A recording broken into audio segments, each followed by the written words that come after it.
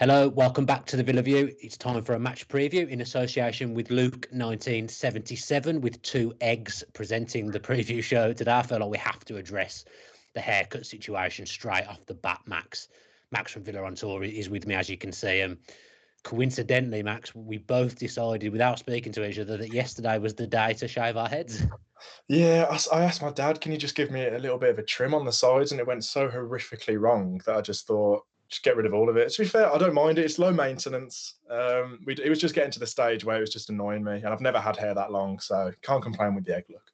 Yeah, I mean, obviously, I'd had a situation with my hair where I'd bleached it earlier on in lockdown, and it was getting out of control. Too many colours going on there. It was like a bird's nest. I had to do something, so it just felt better to start again. So apologies, as I say, that we do have two eggs presenting the match preview today. Max, Leeds away. Leeds have already beaten us once this season. It's a bit of a weird time at the moment to be a Villa fan, isn't it? Because we're doing very, very well. Sat in eighth. I think if you'd have told us that we'd be eighth in February, end of February, I think we'd all have absolutely snapped anyone's hand off to take that. But because we've set such high standards throughout the season, when we don't win now, there does seem to be like a mini meltdown. And in my head, I feel like we're on a bad run, even though we probably aren't. Yeah, I mean, last year we were going on bad runs where we just weren't winning. And I suppose we are sort of picking up points here and there. You know, we beat Arsenal not that long ago, got a decent point at Brighton. So we're still picking up points, we're still ticking along nicely. But at some point, these games in hand will catch up with us. The likes of Tottenham and Arsenal who are behind us, they'll catch up with us. So we need to sort of sort ourselves out, I think, a little bit. And I don't think the excuse of, okay, we've come a long way. We have, don't get me wrong, look, we came 17th last season. We have come a long way, but I think you can't keep using that excuse every time we don't win a game. Because like you say, okay, yeah, we have set really high standards for ourselves, but we need to maintain them and stay consistent now. And I think staying consistent is a big issue we've got at the moment. But look, we're still in a good place. A lot of games to turn it around and have a positive finish of the season. But yeah, I'm nervous for this Leeds game, and I haven't been nervous for a lot of games this year because you look at the likes of Man United, Man City, Liverpool. I haven't been nervous for those games because we can always give sides a game, but this Leeds one, just something about it that I'm a little bit nervous about. Yeah, I think last weekend against Leicester was the first time where I'd really sat there and not felt like we were going to get anything from the game before it started, which is good, as I say, at the end of February to have that feeling for the first time. But I've kind of got it again now for Saturday. I'll watch Leeds on Tuesday, and they've been very up and down as well. In fairness, if you look back at their results, I mean, at home, they've won 5 times this season. They've lost 5 times. They don't really draw. So they're kind of hit and miss as well, a little bit like us, but because they're coming off the back of a good win, albeit against a really poor Southampton side on Tuesday, they probably are the favourites being at home as well. And they've got some players, Max, that are banging form. I mean, Rafinha absolutely terrorised Southampton. Bamford hasn't stopped scoring all season, really. And you watched the game as well on Tuesday. What did you make of them? Yeah, they were good. I think Southampton had a decent first half, but I think in that second half, Leeds just absolutely blew them away. Like you said, that Rafinha, I don't know where he's come from. So I think he didn't. I think he In came on France, I against us think. in the game at Villa Park. Mm. So yeah, he's an absolute live wire. I think he's a little bit of like a Bertrand Traore. He's sort of a wild card. You never know what you're going to get, but his pace, his intensity is scary. And I think in that Southampton game, he was chasing down the goalkeeper from like the 95th minute. And yeah, he's a brilliant player. They've got loads of other players as well. Bamford, who's scored, I think, 13 goals this year. He's been fantastic.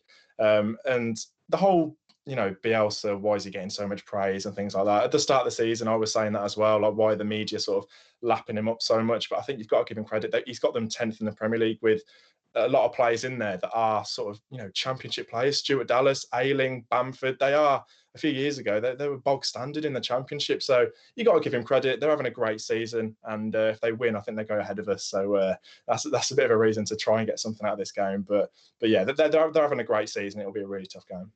Yeah, I think you raise a valid point there. I mean, he's taken, without being disrespectful, journeyman championship players, and he's made them good Premier League players. They fit into the system. They're absolutely all full of energy. And I suppose that's a worry for Villa at the moment, because a criticism of us would be we don't really look full of energy at the moment. So Leeds are not the ideal opponents at all in that respect. I know you've just done like a Leeds podcast, a Leeds show with a Leeds fan. How were they feeling going into the game? Yeah, they were saying the sort of same thing. They were saying, look, Leeds have been very inconsistent. You know, they win 5-0, they'll lose 5-0, they score lots of goals. They've kept 8 clean sheets, I think, this year as well. So when they want to, that they can do well, but defensively they do leave gaps. Their goalkeeper, I think, is a little bit dodgy at times when I've I watched think him. he's suspect. Yeah, I think, I hate expected goals. I really, really don't understand it. It's not something that I want to go off. But I think the commentator in the Leicester game said, like, I think we're the worst side in the league in the last few games in terms of expected goals. We just haven't looked like scoring, which for a side that's, scored plenty of goals this season, scored 7 against the champions, etc. It's a bit of a worrying thing. But yeah, I think they're more confident than we are. I don't think there's any doubt about that, especially coming off a really, really good 3-0 win against Southampton.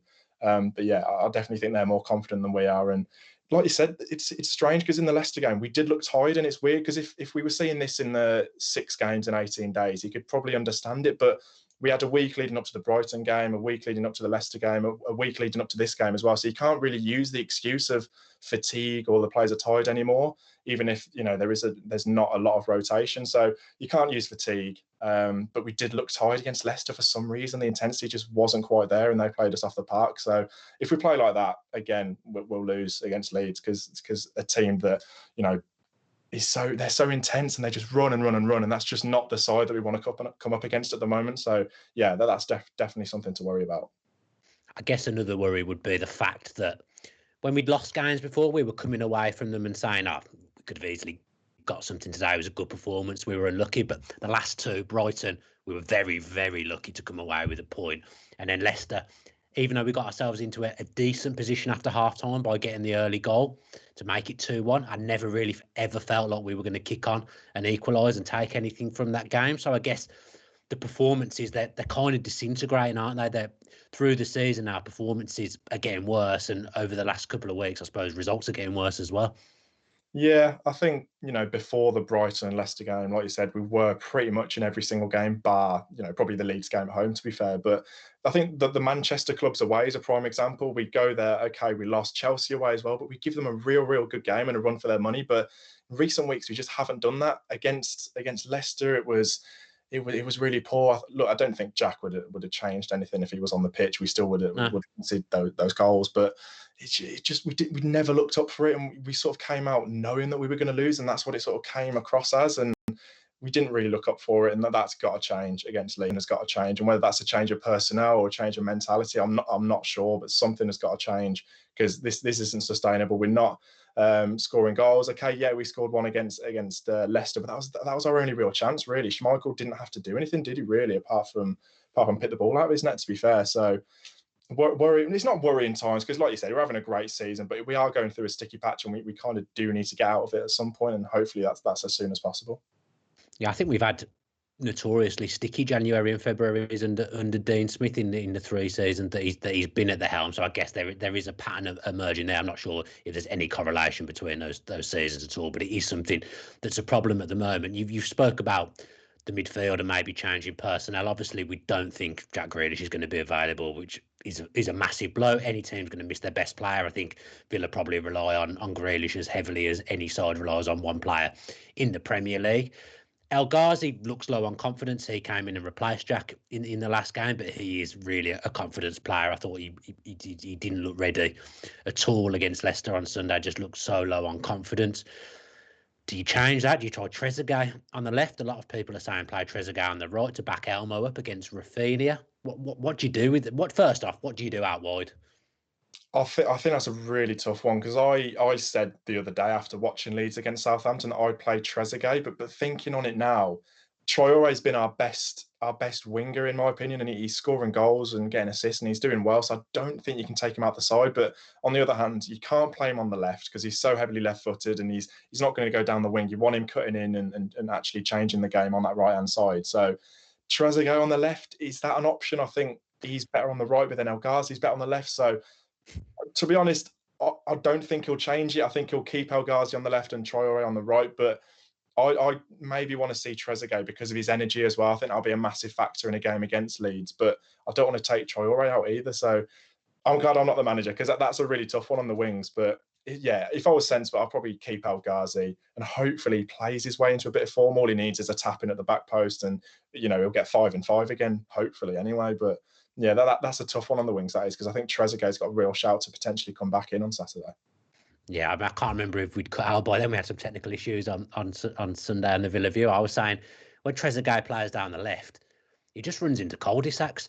When he's on the right, he kind of just gets to run in a straight line, which suits him. But on the left, he has to cut in because he's quite heavily one-footed, and he ends up going into these cul-de-sacs. He's never really going anywhere, so I don't really like him on the left.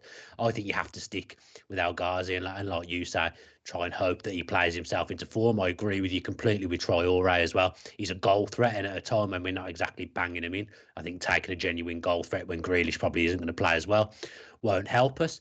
Rafinha, we spoke about him a little bit. He ended up playing on the left the other night for Leeds, which is a bit annoying actually because he's played on the right all season, cutting in, and then he played on the left on Tuesday and did well, had a really productive evening, which would pit him bang on form against someone in Elmo, who's our second choice right back. He hasn't played much football, so I feel sorry for him. Leicester and Leeds aren't great games for him to come into cold when you've barely played all season. So him having Rafinha up against him, that could turn into a big problem for Villa. Elmo's solid. I've got nothing against him, but it's hard to come in when you haven't played all season. Yeah, Rafinha has played on the right, I think, for the majority of the season. But if you're Bielsa, with a player of Rafinha's quality, he can easily go and play on the left hand side and cause Elmo massive problems, just like Harvey Barnes did at the weekend. He absolutely ran him ragged, Elmo. I mean, like you said, it's nothing against the bloke. He's played, what, 2 Premier League games this year. He's just not at the sharpness, and at 32, 33, whatever he is. It's nothing against the guy because he's been okay in the Championship and things like that. He's a steady player, but unfortunately, coming up against quality players like Harvey Barnes and Rafinha, I think he's going to be in for a really tough afternoon. I think that could be somewhere where Leeds look to target. And it's, we've seen West Ham and a few other sides double up on star players like Jack Grealish. And could we do something similar to that? But you've got, with the amount of bodies that Leeds get forward as well, you can't afford to put 2 or 3 on Rafinha, because you'll see Stuart Dallas, Luke Ayling, Bamford, all these players going forward as well, and they'll just pick a pass and they'll be through. So how we deal with Rafinha, that'll be a really tough one. I think Elmo's in for a really difficult night, so I'm interested to see how that one pans out. Yeah, the weird and interesting thing is with Leeds, I don't think you can plan for them because players seem to play anywhere. Rafinha could quite easily play central midfield on Saturday. Like, people literally, Bielsa will play them in positions that they've never played before. They'll just bombard you and they'll look good. It's a really hard game. JPA on Twitter's talking about surely it's a time for Kessler for his pace and his engine over Elmo, but I don't know about you. I just can't see it happening. I can't see him throwing in an academy player just playing the Premier League without any prior experience. I suppose he's got the cup game against Liverpool, but it would be a big ask to just throw an academy kid in there, wouldn't it? Yeah, it was. I can see, where they're coming from with that. He's a little bit more athletic than Elmo possibly, but none of us have seen him more than a game. Like, realistically, okay, he's playing in the under-23s against kids his own age, but against men in the Premier League, that's a different animal. Like, it's going to be so tough for him if he comes in. So I think if you're being sensible, you keep Elmo there just for his experience and things like that. Okay, he's not the paciest. Kessler probably is a little bit faster than him, but with his experience, you've got to keep Elmo in there. Look, I can see where he's coming from with Kessler, but I just think if you throw him in and he has a poor game, you've ruined his confidence there, and you never know where that's going to lead. So yeah, I'd keep Elmo in for sure. What about the central midfield? Because we had a bizarre, well, not a bizarre change of system because we've done it a few times, but we kind of went 4-1-4-1 or 4-3-3, depending how you look at it on Sunday. I think the aim behind that was to get McGinn higher up down the left-hand side because Jack was missing, but it just wasn't right in central midfield. Every time there was a loose ball, there wasn't a Villa midfielder on the scene. Louise ended up getting swarmed a bit with kind of 2 3/8s in front of him, so it created problems for us defensively. I think he'll go back to the 4-2-3-1 that we've played all season, but there is calls for a change of personnel in central midfield. Obviously, you've got Sanson, who we brought in, who must be pushing for a place now. Nakamba's done well when he comes in. I really like Ramsey. I think he looks a player whenever he comes on or comes in. So do you think it's the time to freshen up that central midfield? Do you think Leeds is the game where Dean will change things? I think in an ideal world, you wouldn't want to change something and throw someone in who hasn't played a lot of Premier League football like Sanson into a game away at Leeds. But unfortunately, I think you've got to change it now. Barkley, I would probably see him keeping his place, although I'd like to see him taken out, because I've stuck up for him. He played a few games when he came back from that injury, but he just hasn't looked up for it. I gave him a little bit of slack with 5 or 6 games playing himself back into fitness, but he's had 6 or 7 games now since his injury. He just hasn't really done anything. He doesn't really look like he's too bothered, and I'm sure that's not the case, but that's how it comes across as I'm watching as a fan. And he comes off and he kicks water bottles and he looks frustrated. But if you're playing like that, you can't really blame Smith for taking him off. So I think I'd make a change. I don't think I'd start Ramsey necessarily. I don't think that's the game for him. Okay, he started at Wolves away, didn't he? So he's got it in his locker. But I'd like to see Sanson start personally. Like I said, it's not the ideal game for him to start his first Premier League game at Leeds away, but he's getting 5-10 minutes at the end of games where we've already lost or we've already drawn, and it's just he's never going to make an impact. And when he has come on, he's looked all right. He's looked quick. Yeah, he looks lively. He does, yeah. He's made a few nice passes and things like that. And I just like to see what he can offer from minute 0 rather than minute 82. So I'll probably start him. I like McGinn, but he's struggled recently. He's not getting forwards. When we first got promoted, he was scoring goals away at Arsenal, Tottenham, getting forward really well, but just haven't really seen that recently. I think that comes from Barkley coming in and McGinn being told to sit back because of what Barkley offers.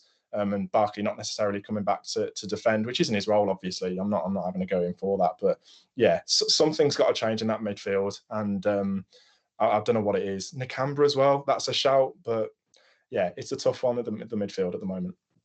I think I'd be inclined to play Nakamba, just because Leeds are so full of energy, and he's probably our most energetic midfielder that maybe gets around the pitch better than everyone else. The McGinn one's is an interesting one because I think he's done well defensively this season. I think his defensive games come on leaps and bounds.